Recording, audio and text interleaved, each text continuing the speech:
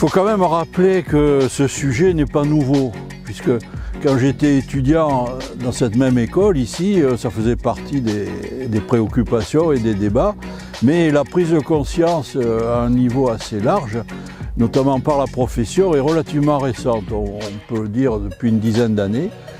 Et personnellement, je fais un lien avec la perception d'autres changements.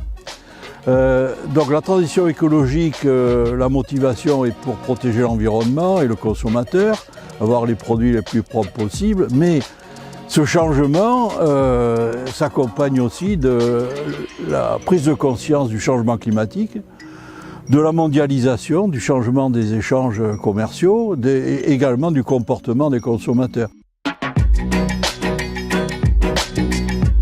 Comme dans tout problème, il y a des solutions à court terme et des solutions à moyen, voire long terme. Alors pour aller vite, si vous voulez, dans le court terme, on peut dire qu'il y a aujourd'hui si on raisonne la protection du vignoble, il y a des solutions quand même qui permettent d'économiser beaucoup de traitements.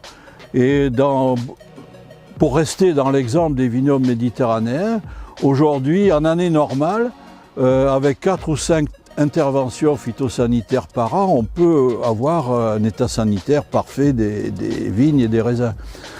Donc, sans rentrer dans le détail, nous avons aujourd'hui des choix de produits, des stratégies d'application concernant les risques qui nous permettent vraiment d'aller assez loin dans l'économie des produits pesticides. Donc ça peut être fait immédiatement. Ce qu'on peut faire immédiatement aussi, c'est réduire en amont les risques, je pense à la pourriture essentiellement, en maîtrisant la vigueur de la vigne par un enherbement adapté à la parcelle, les feuillages localisés autour du raisin. Ce sont des pratiques connues, pratiquées mais pas assez largement. Donc là, on peut aller beaucoup plus loin et immédiatement pour progresser. Maintenant, à moyen terme, il faut repenser la viticulture. Et changer pour beaucoup de vignobles le cépage, avoir des cépages qui soient résistants et des systèmes intégrés, cépage, conduite, gestion du sol, qui prennent en compte tous les problèmes. Là, pour l'instant, c'est encore un peu du domaine de la recherche. On est en début de transfert, mais il faudra quelques années pour généraliser. On ne fait pas du vin rosé de qualité par défaut. C'est-à-dire qu'on ne fait pas du rosé quand on ne sait pas faire du vin rouge. Alors ça, il faut lutter contre cette idée. Aujourd'hui, dans la sélection de nouveaux cépages résistants, il faut arriver à sélectionner non pas des cépages rouges qui peuvent éventuellement faire du rosé si le vin rouge n'est pas bon. Et je dois dire que la plupart de ces cépages résistants disponibles aujourd'hui s'inscrivent un peu dans cette catégorie, mais il faut, et notamment avec le centre du rosé, sélectionner des cépages résistants qui soient particulièrement aptes à faire des rosés de qualité. Et ce n'est pas forcément des cépages qui feront de grands vins rouges. Donc il y a une thématique rosée en amont à prendre en compte par les sélectionneurs. Et aujourd'hui, je crois que ce n'est pas tout à fait le cas. Le seul exemple que je connaisse, ce sont des nouveaux génotypes au domaine INRA de pêche rouge qui mûrissent à faible taux de sucre et qui sont capables de faire des vins peu alcoolisés. Là, nous avons des cépages qui font des rosés à faible degré qui sont spécifiques pour ce vin-là. C'est un des rares exemples que je connaisse. Donc là, c'est une spécificité forte des rosés. Deuxième point, disons que pour les productions de rosés, au niveau de la conduite du vignoble, on pourrait dire qu'il y a un intérêt pour des vignes non taillées, en taille minimale, puisqu'on ne cherche pas en général une maturité phénolique complète.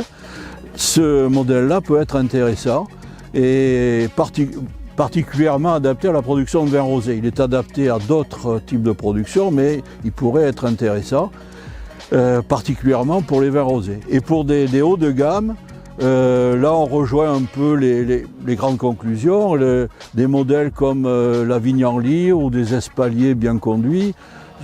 doivent être recommandés pour produire les crus de vin rosé. Je peux peut-être résumer ces grands domaines en deux catégories. Il y a la sélection de nouveaux cépages sur des critères de résistance durable aux principaux parasites, mildiou, oïdium, pourriture.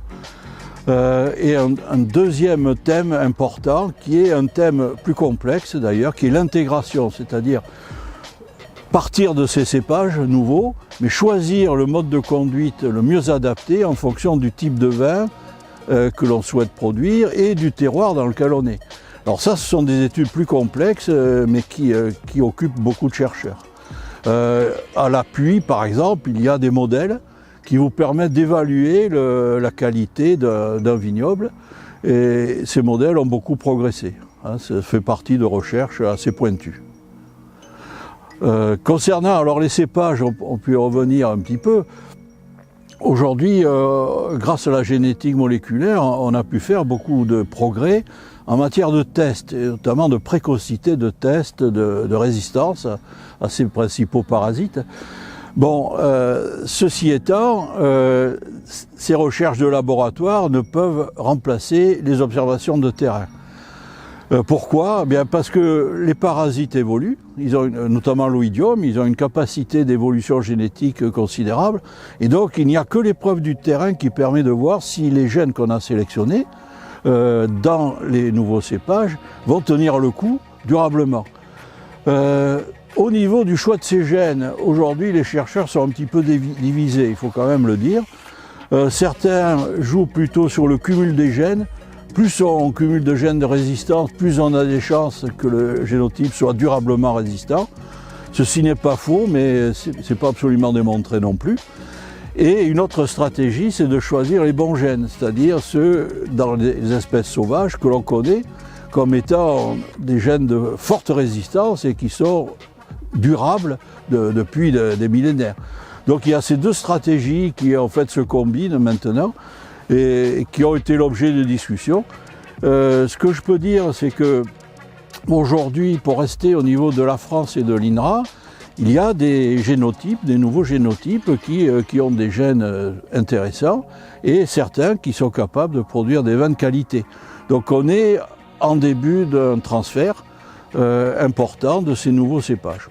On peut peut-être regretter de ne pas avoir fait ça 5 ou 10 ans plus tôt, parce qu'on avait le matériel pour le faire. Mais en tout cas, le mouvement est amorcé.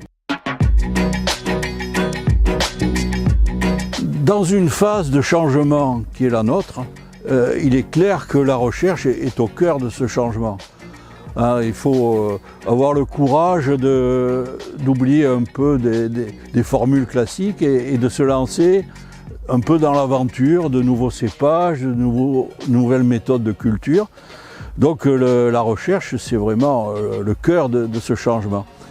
Ceci dit, pour qu'un résultat de recherche se transforme en innovation, c'est-à-dire s'applique dans la pratique, il n'y a rien d'immédiat. Donc il faut assurer une chaîne de transfert, et c'est ça aujourd'hui qui est le facteur limitant.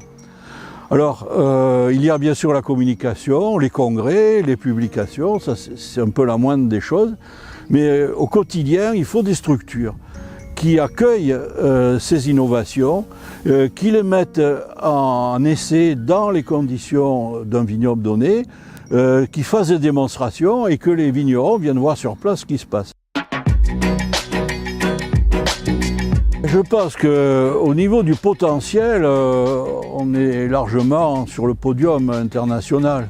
J'ose pas dire le premier, mais enfin dans les 3 premiers pays. Maintenant, au niveau de la réalisation pratique, comme je le disais tout à l'heure, notamment pour les cépages résistants, on s'est donné du retard. C'est nous-mêmes qui nous sommes donné du retard.